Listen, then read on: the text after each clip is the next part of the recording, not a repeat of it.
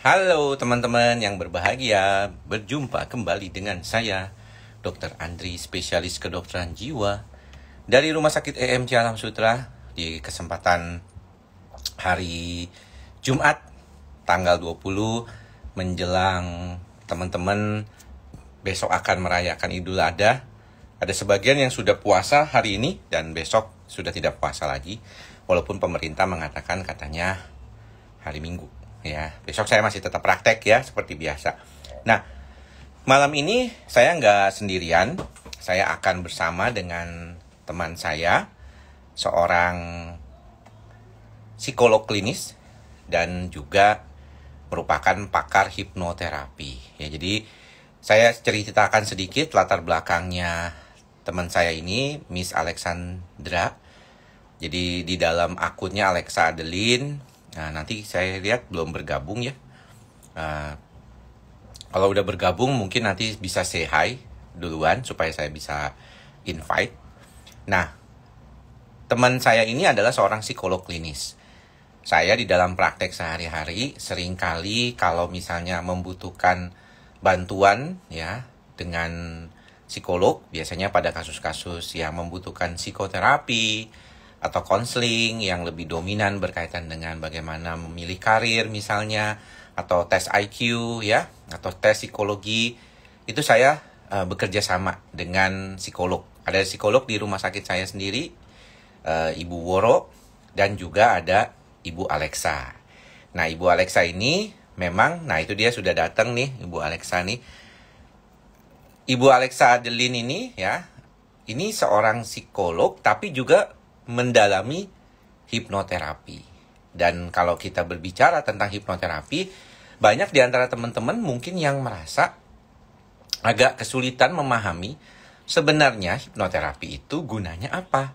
Karena tidak semua masalah gangguan kejiwaan bisa dihipnoterapi. Saya seorang dokter jiwa, secara pribadi lebih menyenangi berkonsultasi dengan seorang psikolog klinis yang mempunyai latar belakang juga sebagai hipnoterapis, atau setidaknya dokter jiwa dengan kemampuan hipnoterapi, daripada ke hipnoterapis yang tidak punya latar belakang psikologi. Kenapa demikian? Karena biasanya seringkali itu berkaitan dengan kondisi dinamik atau psikodinamika dari pasien. Sehingga kalau kita mau konsulin ke orang, kita harus orang yang benar-benar memahami ya apa itu masalah-masalah psikologis dan tentunya bagaimana kita mengharapkan kondisinya seperti itu. Nah, tamu segera nih, mudah-mudahan segera tersambung ya dengan Miss Alexa. Seorang Malam, si Dok. halo. Halo, apa Apa kabar? kabar? Baik, sehat ya. Baik.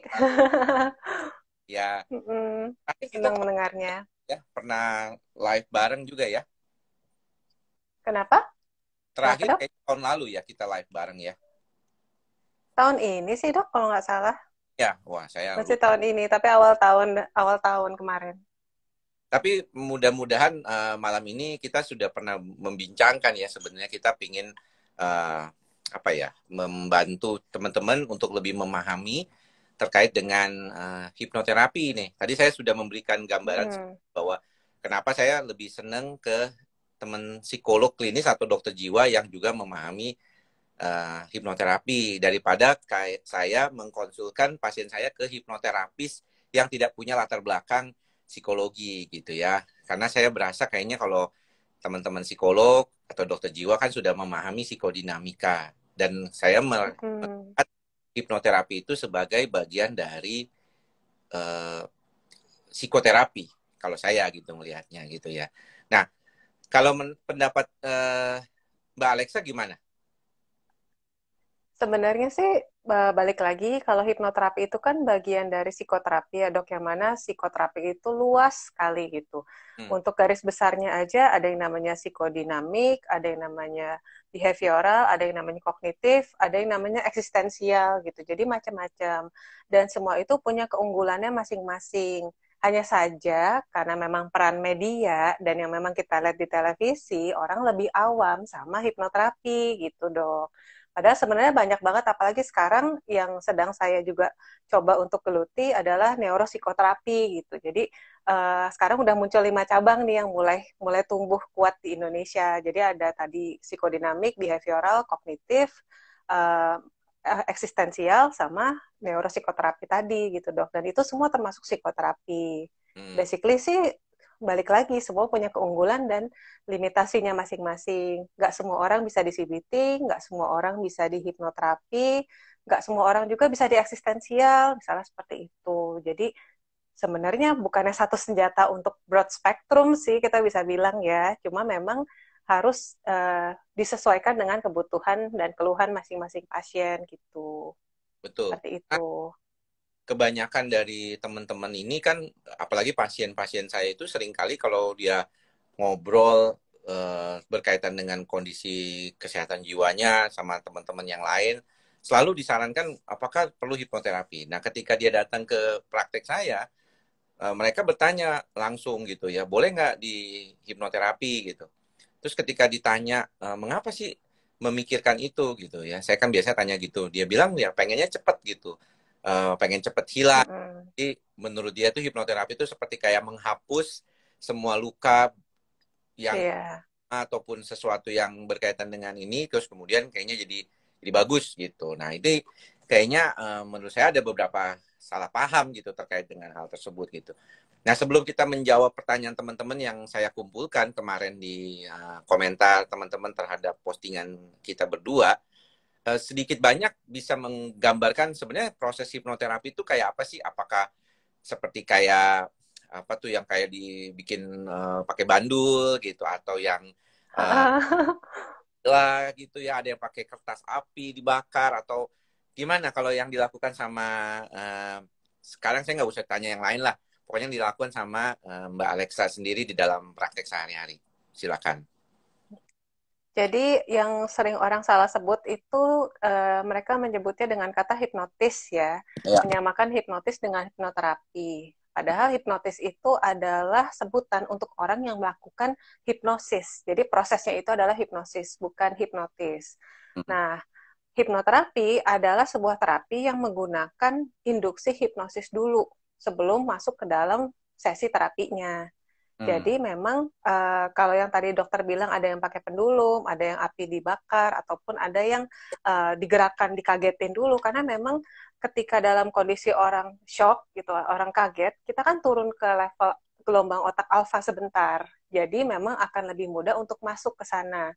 Tapi nggak semua orang bisa gitu. Untuk orang-orang yang, even saya pribadi ketika pada awalnya dulu pernah ikut pelatihannya dilakukan shock induction, nggak bisa juga, nggak masuk-masuk, karena saya merasa siaga terus. Nah, kalau untuk orang-orang yang siaga terus, memang banyak juga yang komplain kan, mungkin ke teman-teman yang melakukan hipnoterapi juga, ataupun ke saya juga pernah menanyakan apakah bisa langsung hipnoterapi atau tidak. Jawabannya ya tergantung masing-masing pasien. Pada beberapa kasus, kalau orangnya memang belum bisa rileks, mana mungkin bisa hipnoterapi gitu. Maksudnya butuh waktu lebih lama untuk bisa masuk ke fase induksi hipnosis itu sendiri gitu. Jadi memang akan diajarkan relaksasinya dulu, atau mungkin hipnosisnya fokusnya ke relaksasinya dulu sampai pada akhirnya dia bisa cukup percaya, terbangun rapat yang cukup baik, baru akhirnya dia mau membuka alam bawah sadar, dan dari situ baru kita program ulang gitu dong. Jadi memang tujuan dari hipnoterapi sendiri itu adalah kayak reprogramming gitu ya, atau tadi ya diprogram ulang gitu ya. Betul. Jadi ada yang kuncinya sebenarnya, kalau selama ini kan orang menganggap hipnoterapi itu sebagai memasukkan sebuah sugesti. Ya. Sugesti itu memang part of it. Tapi coba bayangkan mungkin ketika kita nonton film drama Korea deh yang sedih-sedih banget, itu kan ketika kita terhanyut sama ceritanya dan juga merasa sedih sampai nangis, itu kan kita masuk ke dalam fase hipnosis juga. Kita terhipnosis dari apa yang kita nonton. Tapi setelah itu masih sedih nggak? Ya nggak juga gitu. Jadi efek hipnosis, sugesti yang diberikan dalam hipnosis itu nggak sesnap yang orang-orang pikir gitu. Memang butuh latihan, self hypnosis, dan ada anchoring dan sebagainya. Nggak cuma memberikan sugesti. Di satu sisi ada yang namanya juga reframing. Nah, pemprogram ulang itu salah satunya tekniknya adalah reframing. Contohnya adalah ketika kita punya persepsi negatif terhadap sebuah pengalaman di masa lalu, itu kan yang bikin jadi trauma. Jadi trauma itu sebuah pengalaman yang mungkin nggak harus besar, tapi kita persepsikan secara negatif. Nah, itu kan yang jadi trauma nih, Dok. Maka dalam proses reframing itu, traumanya sendiri tetap ada, situasinya tetap ada, nggak bisa diubah, tapi persepsi kita terhadap trauma itulah yang mungkin kita modifikasi, seperti itu. Oke, oke. Nah, jadi teman-teman tadi sudah sedikit mendengarkan penjelasan ya dari Mbak Alexa sebagai seorang hipnoterapis dan psikolog klinis nih. Karena kadang-kadang nih teman-teman ini banyak yang kepinginnya itu em, kalau bisa tuh sekali hipnoterapi langsung selesai masalahnya gitu. Dan Iya. ya tidak rasional juga gitu ya kalau mau meminta seperti itu. Tapi itu juga yang jadi problem ya. Kadang-kadang karena terlalu banyaknya marketing ya dari proses hipnoterapi ini ya, uh, membuat kadang-kadang orang tuh percaya gitu bahwa apa yang dilakukan itu bisa segera dan secepat itu gitu. Nah, beberapa orang malah tahu kemudian akhirnya mendapatkan image yang kurang baik gitu pada beberapa kasus ya. Nah, saya sih berharap pada dasarnya memang ini kan juga sebagai alat bantu dalam proses terapi. Jadi kita memandangnya sebenarnya kayak tadi kan nggak semua orang cocok dengan melakukan hipnoterapi. Ada yang mungkin lebih baik dengan CBT gitu ya atau lebih baik dengan eksistensial gitu ya. Ini yang penting untuk diperhatikan sama teman-teman juga ya. Oke, sekarang coba kita lihat apa nih komentar teman-teman sekaligus pertanyaan dari akun Akutrian. Dikatakan di sini, apakah hipnoterapi bermanfaat untuk penderita serangan panik? Saya capek harus ngerasain panic attack mulu yang datangnya selalu tiba-tiba kalau malam. Sampai ketakutan saya jadinya kalau udah sore mau ke malam hari, bukannya lebay tapi pikiran udah kayak netting, negative thinking mungkin maksudnya ya. Gitu takut si datang atau si panic attack datang datang nyolek gitu. Gimana, Mbak? Apakah memang hipnoterapi ini bermanfaat untuk penderita serangan panik?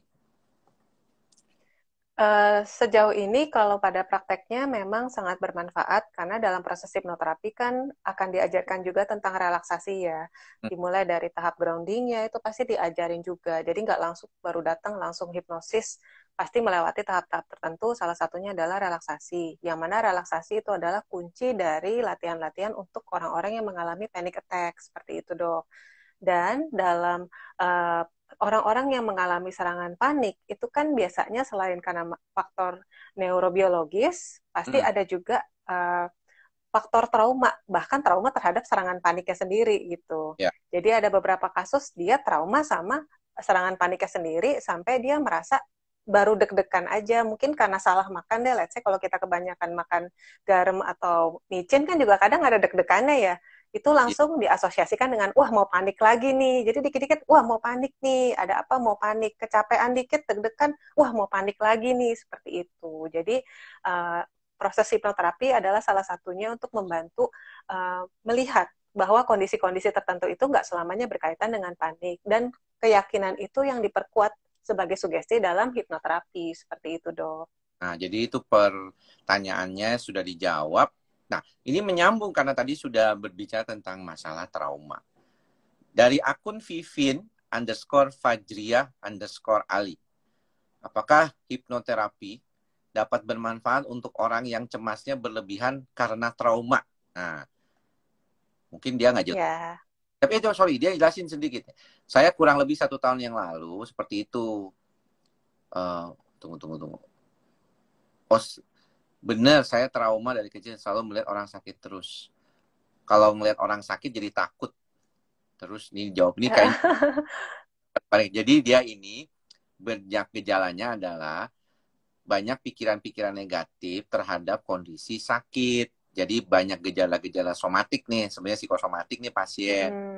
Tapi dia merasa bahwa kondisi seperti itu membuat dia jadi trauma gitu. Karena keadaan-keadaan gejala-gejala fisiknya. Jadi mirip sama yang tadi diceritakan bahwa ada gejala gangguan panik yang kemudian menjadikan orang itu mengalami suatu perasaan gak nyaman gitu ya.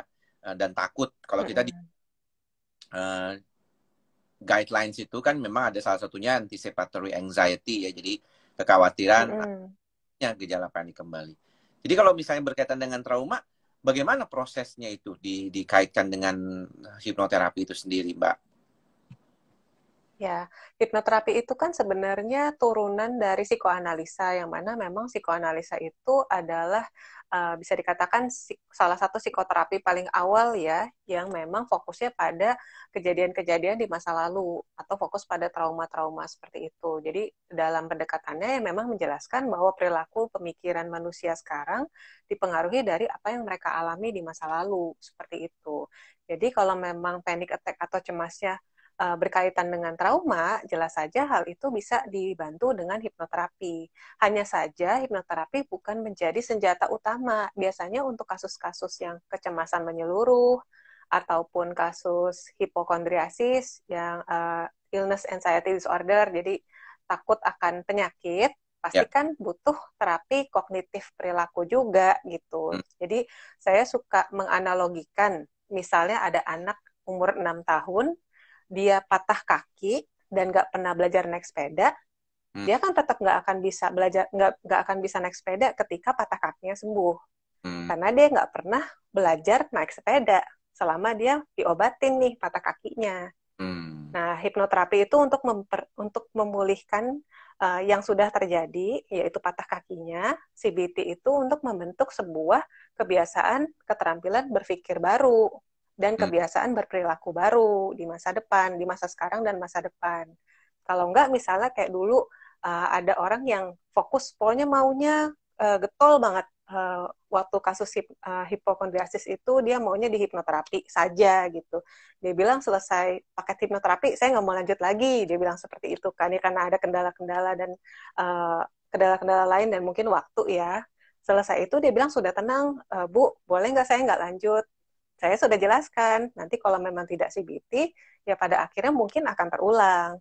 Karena memang dia masih ada kebiasaan untuk browsing-browsing hal-hal yang berkaitan sama penyakit. Jadi ada penyakit apa, ya dia browsing ke sana. Nah, itu kan sebenarnya akan dibantu dengan terapi perilaku kognitif tadi, seperti itu. Ya akhirnya balik lagi, karena muncul trauma baru yang terjadi setelahnya, gitu. Ya, jadi itu menjawabkan mengapa saya sebagai dokter jiwa lebih memilih ya teman-teman psikolog klinis atau psikiater yang juga bisa hipnoterapi kalau mau merujuk pasien untuk hipnoterapi. Karena tidak semua hipnotis ya, jadinya ahli hipnoterapi itu dibilangnya hipnotis tadi ya.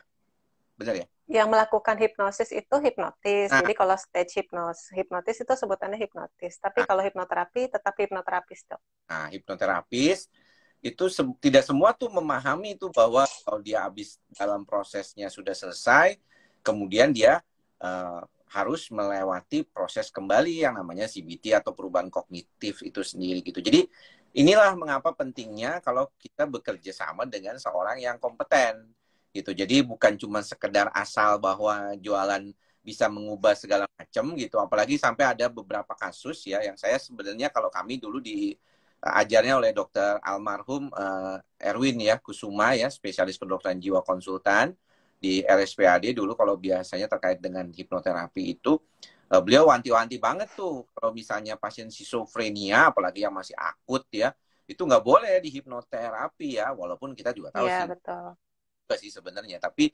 setidaknya pada beberapa kasus tertentu harus hati-hati nih kalau untuk pasien schizofrenia, paranoid seperti itu. Nah, menyambung tadi nih, banyak orang nih kan sebenarnya sama aja kayak obat, compliance. Compliance ini kan menjadi salah satu problem, yaitu kepatuhan makan obat. Saya mau menjawab pertanyaan dari Irham Jaya Syaput. Ya, teman-teman kalau mau mau tanya di QA ya.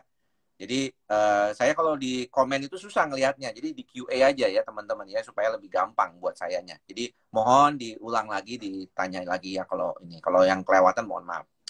Ditanya pengalaman penanganan hipnoterapi, Mbak Alexa tentunya saya nggak melakukan sebabnya. Paling cepat berapa sesi? Wah, dia mau cepet nih. Paling cepat berapa sesi? Paling lama berapa sesi? Oke, silakan dijawab. Oke, tergantung beratnya kasus dan tergantung kemampuan seseorang mengikuti terapinya ya, karena mental block orang, traumanya orang itu berbeda-beda satu sama lain. Biasanya tetap saja saya akan menyarankan untuk paket, karena seperti orang yang operasi, pasti kan ini kan kita bukan cuma ngomongin yang superficial ya, kita Ya, mengorek dan membuka luka yang pernah ada. Sama kayak orang operasi pasti disuruh balik lagi 3 hari lagi, seminggu lagi, seperti itu kan.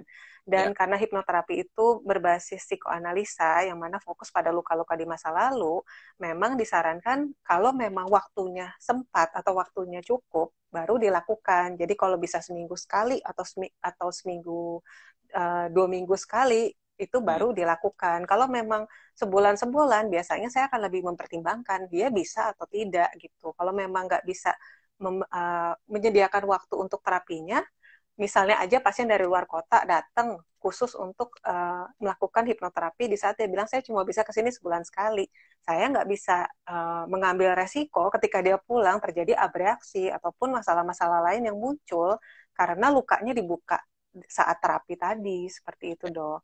Dan kalau ditanya, rata-rata memang sekitar 5 kali akan menunjukkan perubahan yang signifikan. Tapi saya pernah dapat pasien pun baru 3 kali dia bilang sudah hilang 100%. Waktu itu dia masalah seksual sih, karena dia ada fetishism terhadap, dia laki-laki, ada fetishism terhadap baju perempuan. Hmm. Ternyata ketika traumanya udah disadari, oh ternyata aku suka baju perempuan karena ini. Hmm. Dan dia ketika datang minggu depannya udah nggak ada sama sekali, dan akhirnya coba deh dijeda sebulan 2 bulan dan sama sekali hilang, sampai hari ini pun hilang padahal sudah 2 tahun lalu. Cuma saya setiap tahun kan masih menanyakan kabar ya gitu, Ya. gimana kabar dan sebagainya, dibilang sudah oke gitu. Jadi memang berbeda-beda tiap orang, seperti itu. Wah, menarik tuh kalau teman-teman kalau dengar kata-kata gangguan seksual tuh biasanya rame tuh ya. Apalagi kalau kalau bicara seksual pasti jadinya rame ya. Nah, tapi saya menarik mengomentari sedikit ya apa yang tadi dikatakan oleh Mbak Alexa terkait dengan membuka luka ini ya. Ini seringkali ya, Hmm. ya saya sih kayaknya apa adanya aja lah yang ngomong ya. Seringkali saya kan kalau di media sosial juga ngomong apa adanya. Bahwa kadang-kadang ada beberapa teman yang bukan psikolog, ya bukan dokter jiwa, melakukan suatu terapi yang intinya seperti katarsis ya, jadi kayak membuka luka-luka gitu ya, nangis berseduh-seduh seperti itu, menumpahkan semua perasaannya seperti kayak di meja tuh ditumpahin, dimuntahin semuanya. Nah, pada beberapa orang kan ternyata sebenarnya tidak cocok ya kondisi seperti itu. Jadi ketika selesai acaranya, si orang itu malah seperti kayak orang kebingungan karena dia merasa semuanya jadi keluar, dia melihat kembali luka-luka lama itu, dia mengingat kembali dan akhirnya seperti ya udah gitu. Jadi ada orang yang memang bisa, ada yang tidak bisa. Nah, bagaimana menurut Hmm. Mbak Alexa nih? Ada beberapa tipikal terapi yang menggunakan teknik katarsis seperti itu, jadi kayak dimuntahin atau diangkat luka-lukanya gitu ya. Karena ada beberapa pasien juga kan sering bertanya, dok saya ini pengen diangkat kali ya luka batinnya, dok di apa dibuka gitu semuanya. Dan saya bilang sebenarnya ada beberapa konteks mekanisme adaptasi kita yang membiarkan kondisi itu memang ada di dalam. Jadi tidak perlu selalu Hmm. dikeluarkan karena itu bagian dari mekanisme adaptasi kita sendiri. Belum tentu mekanisme adaptasi yang mungkin dalam tanda kutip berkaitan dengan katarsis itu akan membantu Anda menjadi jauh lebih baik. Itu malah Anda jadinya malah nginget-nginget kembali luka-luka lama itu. Nah, bagaimana pendapat Mbak Alexa berkaitan dengan konteks hipnoterapi sendiri yang berkaitan dengan bagaimana membuka luka lama itu?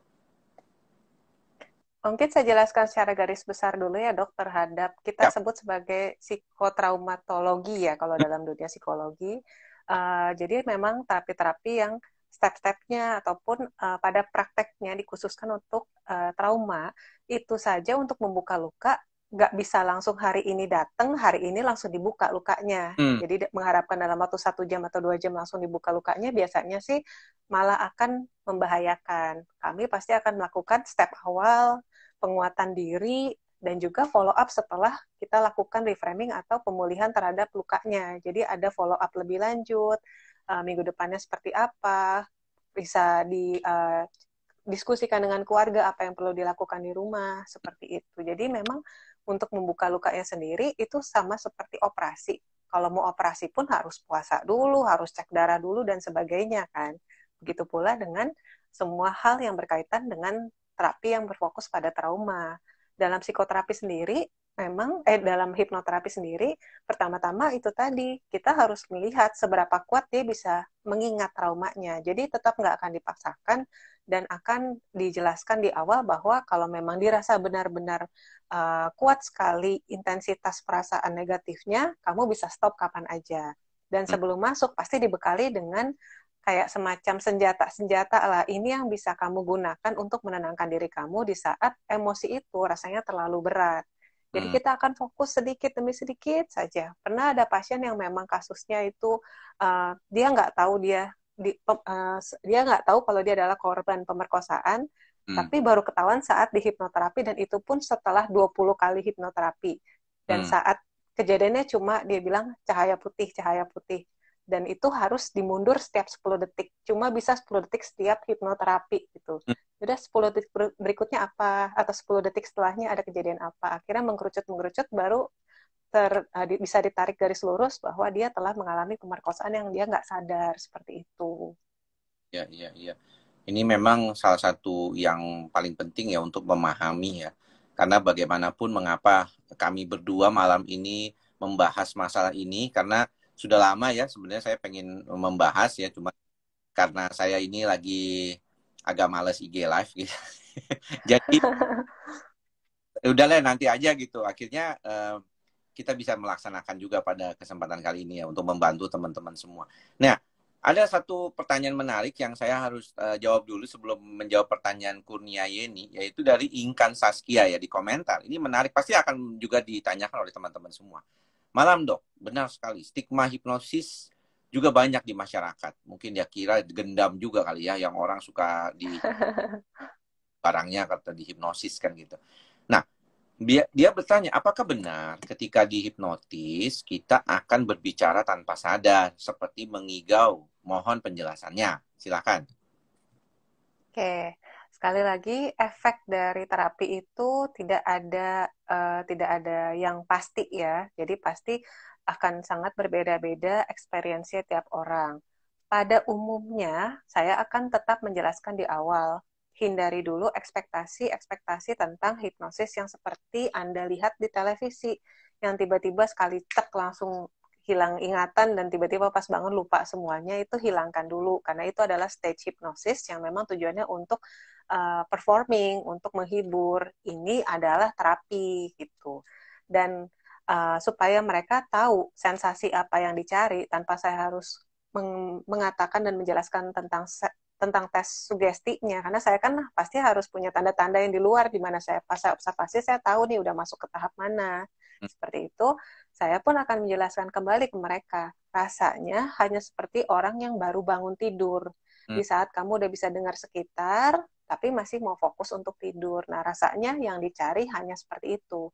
Jadi saya mengarahkan kepada pasien-pasien, bukan saya yang bikin kamu seperti itu, tapi kamu sendiri yang akan membangkitkan perasaan ini. Kamu sendiri yang akan mengizinkan diri kamu untuk masuk ke fase yang rasanya kayak orang baru bangun tidur itu. Nah, jadinya di sana pasien-pasien lebih pede. Kalau enggak, banyak sekali dulu saat saya belum, mungkin baru-baru awal praktek ya, belum jadi psikolog, tapi sudah jadi hipnoterapis, beberapa kali saya lakukan tanpa memberikan prolog terlebih dahulu, mereka sendiri bingung, ini saya sudah masuk fase hipnosis apa belum ya? Karena nggak tahu tanda-tandanya apa. Ternyata ketika dijelaskan di awal, tanda-tandanya akan seperti ini, mereka malah lebih mudah masuk. Seperti itu, Dok. Dulu Gitu. tuh saya kan kalau waktu melakukan latihan bersama teman-teman tuh saya takut. Saya sendiri Takut udah apa, Dok? takut dibaca pikiran. Oh, iya. Jadi Tapi prosesnya kan enggak kan? Masih bisa kita simpen, masih nggak bisa tahu ngerem kan? nggak masuk deh. Kayaknya yang Nggak masuk. teman masuk tuh, yang saya kayaknya nggak masuk deh. Soalnya saya tadi ketakutan gitu kan. Ketakutan jangan sampai masuk gitu kan. Jadi mungkin apa ya, mungkin tadi ya pikiran waktu itu kan masih belum belajar ya, jadi masih pikiran awam, wah nanti gua bikin malu gua ngomong apa gitu kan di apa di ini. Ada beberapa orang kan masih berpikir katanya nanti ditanamkan sesuatu, nanti setiap mendengar kata itu kemudian apa namanya dia melakukan sesuatu seperti film yang apa namanya tuh, saya lupa filmnya itu. Uh, jadi dia cuma mendengar kata itu, kalau mendengar kata gelas langsung dia berpikir akan melakukan apa kayak gitu. Nah, itu ada nggak sih sebenarnya ya kayak gitu ya?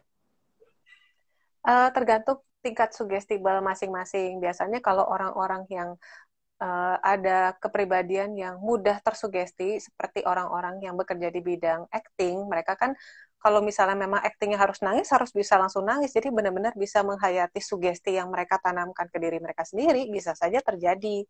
Tapi jujur saja mungkin ke teman-teman yang di sini ya, untuk menanamkan, itu kan yang dokter sebut tadi namanya anchor, Dok. Jadi Ya. ketika orang yang panic attack, ya udah sekarang kamu coba bayangin ketika kamu di dalam, misalnya panic attack di dalam pesawat ya, ketika di dalam pesawat, apa saja yang bisa bikin kamu tenang? Uh, Salah satunya adalah melihat langit yang biru, ataupun melihat uh, loker-loker yang ada di atas itu semua masih bergerak tenang. Ya sudah, sekarang di Hmm. satu sisi itu yang dijadikan anchor, dan di sisi lain saya akan mengajak dia untuk membangkitkan dan mencari kembali perasaan tenang. Baru itu dikombine. Nanti kalau kamu lihat begini, lihat Hmm. lokernya masih tenang, artinya kamu boleh membangkitkan perasaan tenang ya. Seperti itu pun sesulit itu membangkitkannya gitu. Jadi dan harus berulang-ulang, dan harus ada self hypnosis di rumah. Jadi nggak seperti yang teman-teman di sini pikir, sekali disugesti terus akhirnya seumur hidup akan seperti itu. Ya nggak juga gitu. Kalau mau seperti itu gampang banget kita langsung mencuci otak orang, ataupun buat jualan jadi enak banget kan gitu. Memang pengennya begitu, dan banyak orang yang Pengennya begitu. juga gitu. Iya Jadi sih.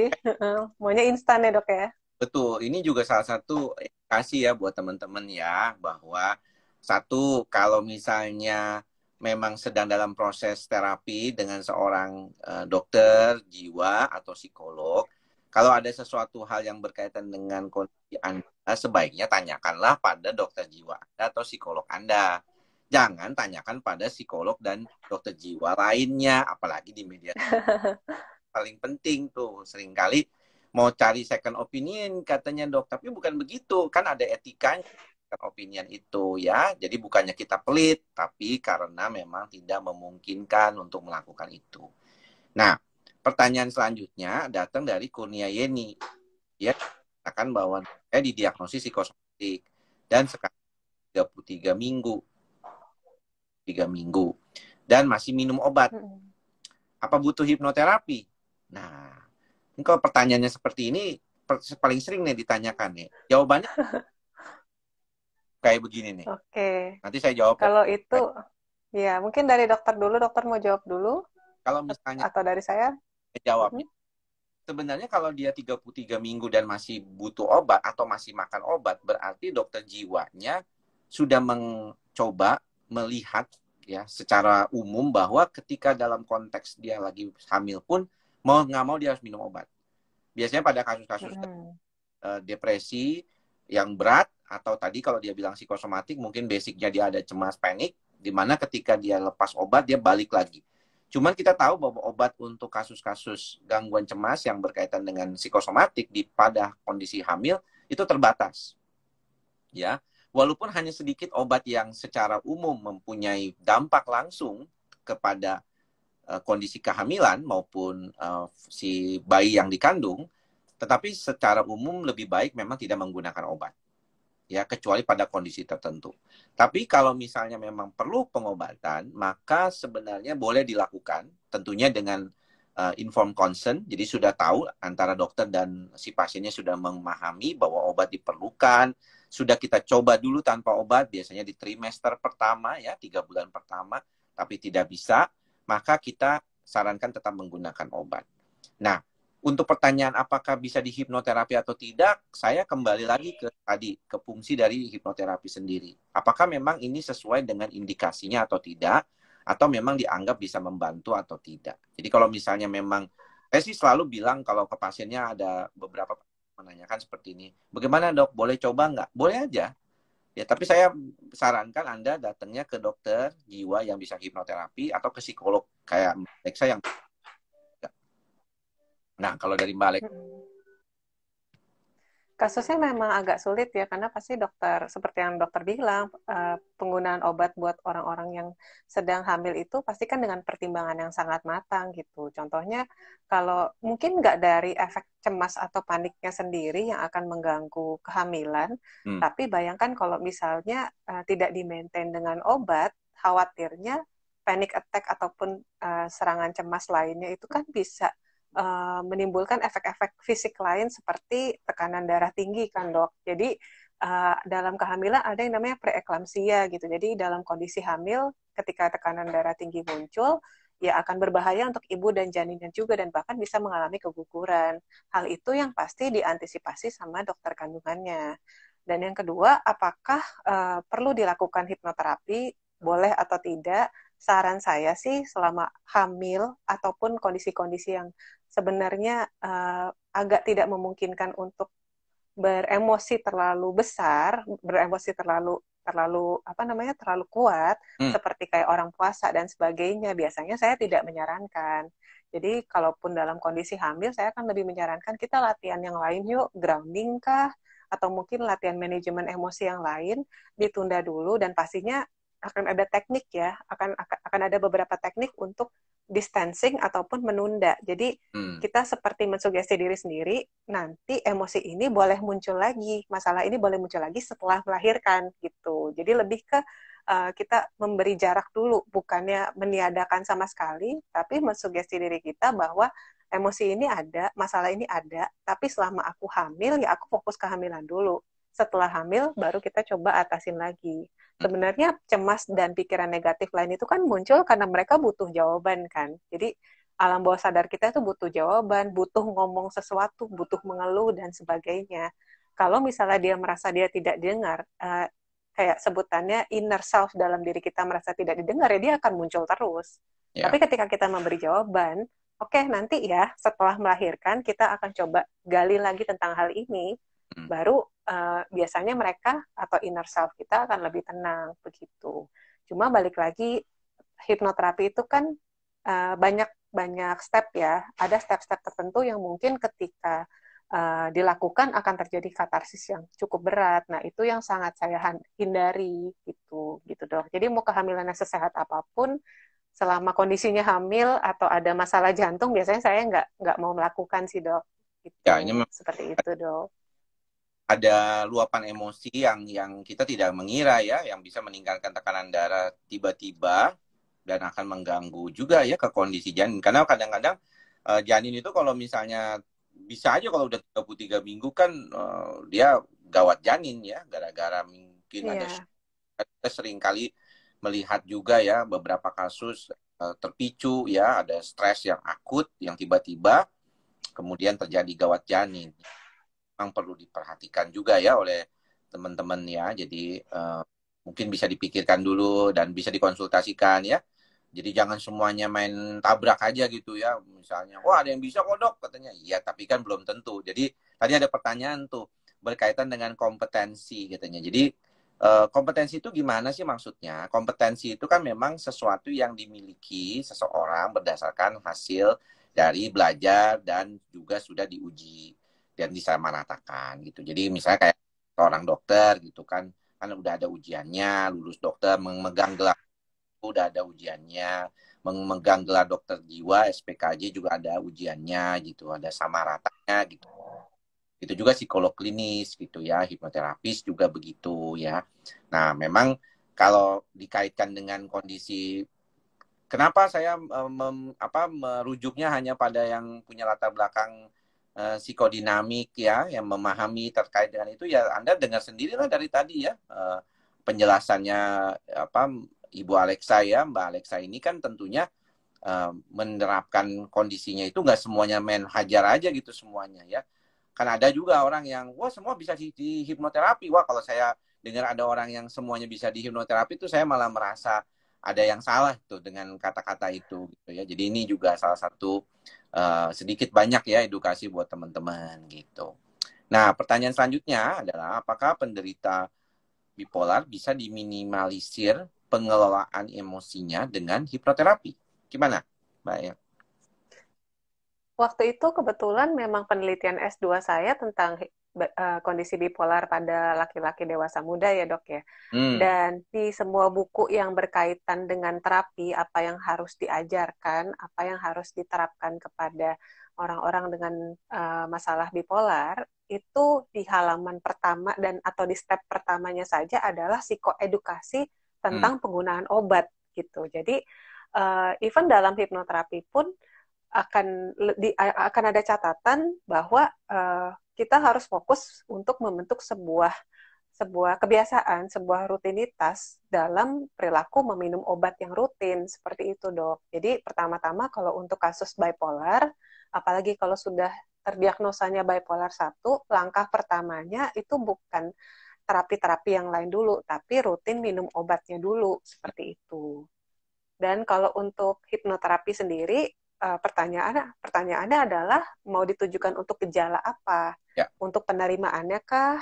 Atau untuk mungkin mencegah kekambuhan kah? Itu balik lagi kita harus anamnesis dulu lebih dalam, dan nggak semua kondisi bipolar bisa diterapkan hipnoterapi. Yang lebih disarankan adalah CBT karena berkaitan dengan emosi langsung. Ya. Kalau misalnya ada mental block yang terlalu kuat, seperti contoh waktu itu pasien saya, everything is fine, aksis 2 atau masalah kepribadian nggak ada sama sekali, karir bagus, produktif bagus, dan bahkan keluarganya pun bilang dia itu fine, benar-benar temannya banyak, nggak ada masalah apa-apa dan sebagainya.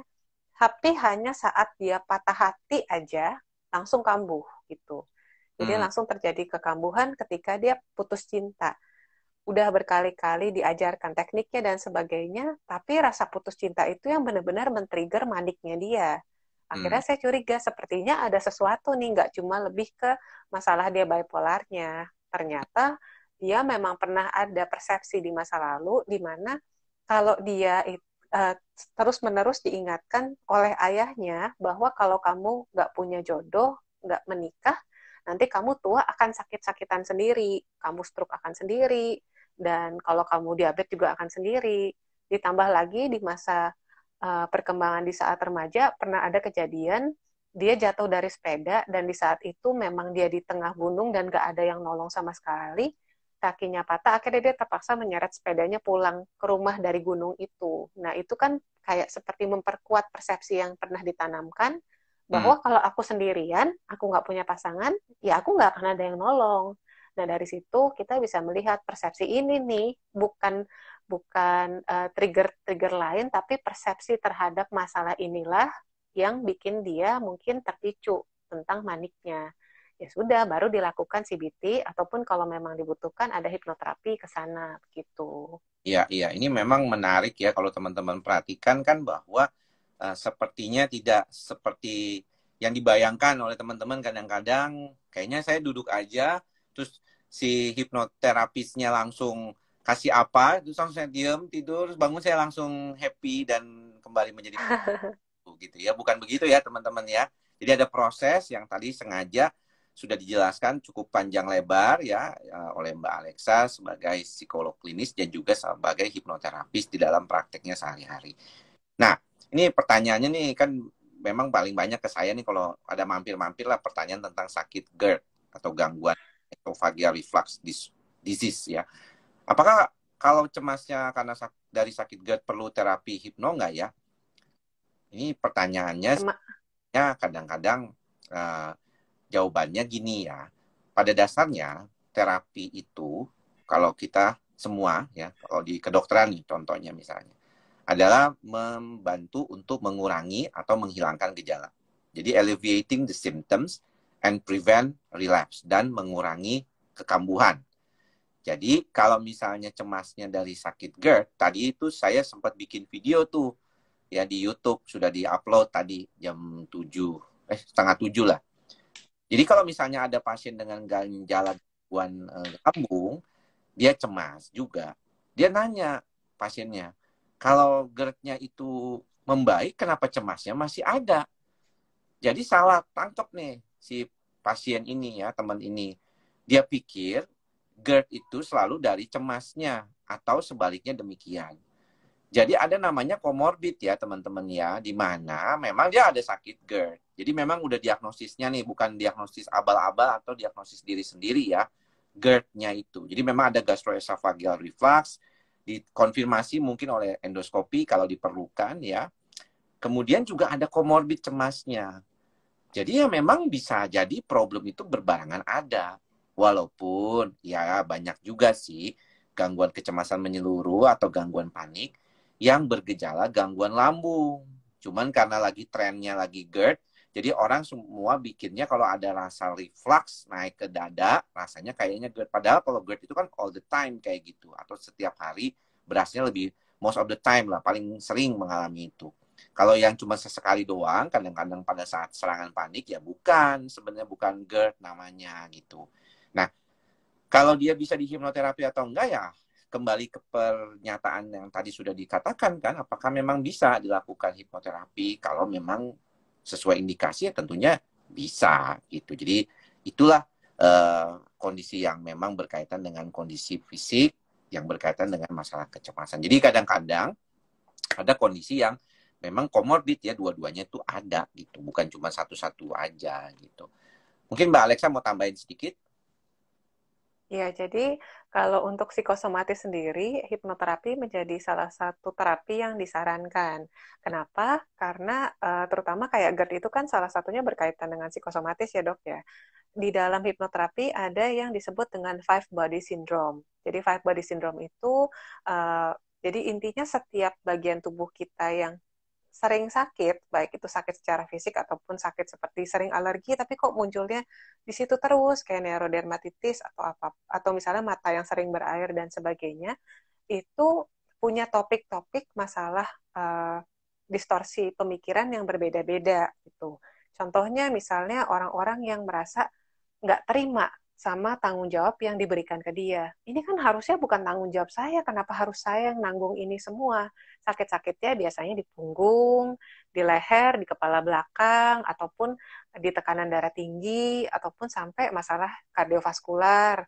Kalau misalnya merasa nggak pernah dikasih kesempatan untuk cerita, nggak pernah boleh bersuara, atau merasa terus-menerus nggak didengar, biasanya memang masalahnya di pernapasan, kayak asma yang terus berulang, yang kronis, ataupun sering sakit di leher. Mungkin teman-teman ada yang pernah ngerasain kalau setiap kali mau ngomong, kok kayaknya nggak enak banget, kayak gatal di leher, kayak pengen gitu terus, seperti itu. Nah, itu juga bentuk dari the five body syndrome itu yang kita perlu lebih sensitif.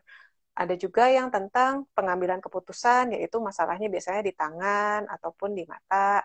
Dan juga masalah yang berkaitan dengan idealisme, kalau merasa ada value atau idealisme yang dilanggar, baik dari diri sendiri atau dari orang lain, itu yang seringkali di masalah pencernaan dan juga masalah di bagian ini reproduksi gitu. Jadi seperti itu. Nah, dengan kita sensitif akan hal tersebut, dengan kita mengetahui dengan jelas apa sih masalahnya, biasanya dalam hipnoterapi akan dicari tahu lebih jauh hal-hal apa yang berkaitan dengan masalah-masalah tersebut. Jadi saya mungkin akan sering mengatakan let your body speak gitu. Jadi coba izinkan tubuh kamu sakit ini untuk berbicara. Karena seperti yang saya bilang tadi, setiap bagian dari diri kita, setiap manusia itu punya inner self yang punya pemikirannya sendiri-sendiri. Kadang ada yang merasa aku nggak mau mendengarkan gitu. Aku nggak mau mendengarkan diriku. Aku mengabaikan ataupun mensupres perasaan-perasaan itu di saat inner self-nya itu pengen ngomong terus, merasa diabaikan. Kenapa nih aku ngerasa diabaikan terus nih? Kenapa sih aku dianggap nggak penting dan sebagainya? Muncullah menjadi gejala-gejala sakit seperti itu. Nah, itu yang mungkin menjelaskan tentang kondisi psikosomatis dari sisi psikoanalisa seperti itu. Ya, benar sekali ya teman-teman, tadi sudah mendapatkan penjelasan ya. Tadi ada yang komentar suaranya memang menenangkan sekali ya, betul ya. Kalau seorang hipnoterapis nggak boleh suaranya menggebu-gebu ya kapan masuk ke sesinya kalau enggak nanti ya. Jadi kalau misalnya harus pelan, harus seperti tadi. Tapi memang kelihatannya kalau Mbak Alexa memang ini ya, apa, suaranya lembut, emang apa, iramanya jarang marah kayaknya ya. Aduh, nggak juga sih dok, nggak lo bercanda. Ya. Nah, Tapi memang karena terbiasa tiap hari harus suaranya seperti ini, jadi ya memang kelatih seperti ini sih dok bawaannya. tone-nya itu ya, jadi tone-nya itu memang relaxing ya kalau ini ya. Jadi teman-teman tadi bahkan ada yang nanya tuh apa bedanya meditasi sama hipnoterapi, atau beda banget lah. Itu sih Iya. makanya saya nggak jawab lah. Itu jelas beda lah itu kan. Cari sendiri ya. Udah gitu ya. Nah, saya pertanyaan selanjutnya dari Lola underscore Olisha. Eh, Kalau anxiety karena memakai narkoba, bagaimana dok? Apa perlu hipnoterapi? Saya jelaskan sedikit dulu ya dari sisi bahwa Iya, harus dari dokter dulu sih kayaknya itu sih. kalau pada beberapa kasus dengan riwayat penggunaan narkoba, terutama golongan stimulan ya, seperti yang paling terkenal ya meth, amfetamin ya atau sabu-sabu atau amfetamin, ekstasi dan kokain, biasanya memang itu mempunyai kecenderungan gampang mempunyai gejala-gejala kecemasan ya. Walaupun sudah lepas dari penggunaan narkoba jenis stimulan tersebut beberapa tahun kemudian gitu ya. Jadi misalnya dulu zaman waktu lagi bandel 5 tahun yang lalu pakai ekstasi sabu ya, itu dalam jumlah waktu yang cukup lama, misalnya 1 tahun 2 tahun, itu kadang-kadang kemudian menjadi lebih dominan ya. Mengapa? Karena pada saat kondisi kita menggunakan stimulan, kita tahu serotonin dan dopamin kita begitu luar biasa meningkatnya, kemudian akhirnya mengalami suatu perubahan gitu ya. Jadi akhirnya setelah nggak pakai lagi itu, yang dulunya dianggap normal, misalnya dianggaplah dari 10 pakai stimulan jadi 100 atau 1000 lah sekaligus. Kemudian kan dia terbiasa dengan kondisi seperti itu, 10, 100, 1000 gitu ya. Kemudian nggak pakai lagi kan balik lagi ke 10. Nah itu dirasakan seperti tidak normal ya. Jadi kembali, dan kondisi itulah pada keadaan yang tidak bisa diadaptasi dengan baik oleh tubuh kita, oleh otak kita dalam hal ini, kemudian menimbulkan gejala-gejala kecemasan ya. Makanya orang bingung, kok dulu waktu pakai nggak kecemasan loh dok, cuman paranoid dikit dah katanya, tapi setelah lepas obat 5 tahun kemudian kok malah cemas gitu ya, dipicu sama situasi lingkungan yang mungkin nggak kondusif saat itu. Memang bisa jadi demikian ya. Nah, apakah bisa dihipnoterapi tuh kalau begitu Mbak? Kalau masih paranoidnya cukup berat, kan tadi dokter sempat sounding juga ya tentang efek jangka panjang dari meth itu adalah paranoid, dan kadang paranoidnya sampai berkaitan sama delusional ya dok ya. Biasanya sih nggak bisa di hipnoterapi karena hipnoterapi ada batasannya kan. Untuk orang-orang yang kontak realitanya terlalu bermasalah biasanya nggak bisa. Tapi kalau untuk masalah kecemasannya tersendiri, semua terapi itu bertujuan untuk membantu kita punya keterampilan baru gitu. Jadi biasanya mungkin saya sebutkan sebagai sel otak kita, kan kalau memang lagi mau bikin keterampilan baru, dia akan bikin jembatan nih. Nah, semua terapi itu tujuannya bikin jembatan itu. Jadi kalau memang apakah hipnoterapi bisa? Ya jelas bisa. Apakah terapi lain bisa? Tentu saja bisa juga. Yang penting latihan dan bagaimana kita bisa membantu pasien-pasien untuk punya jembatan sel otak yang baru lah, atau kita sebut neuroplasticity itu, supaya pada akhirnya dia punya sebuah cara berpikir baru ataupun cara coping stress dan coping anxiety yang baru seperti itu dong. Oke, Gitu. teman-teman, mohon maaf karena waktu juga ya. Saya sendiri pakai time limitation tuh kalau Instagram, jadi udah dikasih peringatan oleh sistem tinggal 5 menit lagi tadi ya. Jadi ini tinggal sisa waktu 3 menit lagi. Sebelum saya akhiri, saya ingin memberitahukan bahwa nanti kita punya IG Live ini tetap akan kita posting ya di, saya punya laman ya di Facebook, apa kok di Facebook, di Instagram. Dan nanti kalau Mbak Alexa berkenan, saya akan posting juga biasanya di YouTube channel saya di Andri Psikosomatik. Boleh dok. Nah, terus tadi ditanya tuh alamat tempat prakteknya di mana nih? Karena yang katanya isinya daging semua, padahal kita lagi nggak makan soto, gitu ya. Tempat praktek Mbak Alexa di mana? Boleh disebutkan? Ya, jadi Ada teman-teman yang tertarik. mm, Teman-teman follow dulu deh, ya, follow dulu. Ya, silakan lihat tuh kalau di kiri atas itu kan bisa diklik, terus di bawah tuh ada saya, dan di bawahnya biasanya yang diundang gitu ya, itu boleh di follow. Silakan Mbak Alexa, di mana prakteknya? Ya, jadi saya praktek di 3 tempat. Ada yang online, ada yang offline. Tapi kalau untuk lebih jelasnya, memang lihat saja di bio saya ada Linktree. Nah, di situ keterangannya cukup lengkap. Bisa langsung berhubungan sama asisten-asisten saya. Seperti itu sih, Dok. Ada Oke. yang di Alam Sutra dan ada yang di Jakarta juga, gitu. Jadi jangan lupa follow aja akun Instagramnya, kemudian dilihat di bio-nya nih, ya. Sebabnya teman-teman itu menarik loh, lucu. Kadang-kadang, makanya kasih ikhlas, sabar, dan sadar. Ya, saya sudah sering bolak-balik postingan, ditanya, dokter prakteknya di mana? Jadi, Oh, ya gitu. biar Padahal judulnya udah ada ya, yang satunya ya. mana sih? Itu rasanya kayaknya udah sering ngomong deh prakteknya di mana gitu kan. Ya cuman ya mungkin nggak sedang awareness-nya lagi kurang ya. Kadang-kadang memang tidak aware gitu ya. Jadi kita sering melakukan semuanya serba otomatis, tidak menyadari bahwa kondisi kita ini melakukan sesuatu gitu. Sehingga pertanyaannya kadang-kadang, aduh kayaknya harusnya nggak perlu ditanyain, tapi ditanyain juga gitu ya. Demikian teman-teman semua, terima kasih kepada Miss Alexa, ya saya panggilnya Miss Alexa gitu ya. Jadi kalau Mbak tuh kayaknya gimana gitu ya. Jadi saya serba bingung gitu ya. Jadi kalau misalnya panggil ibu pasti ketuaan kelihatannya ya jadinya. Jadi panggilnya Miss Alexa. Terima kasih sudah.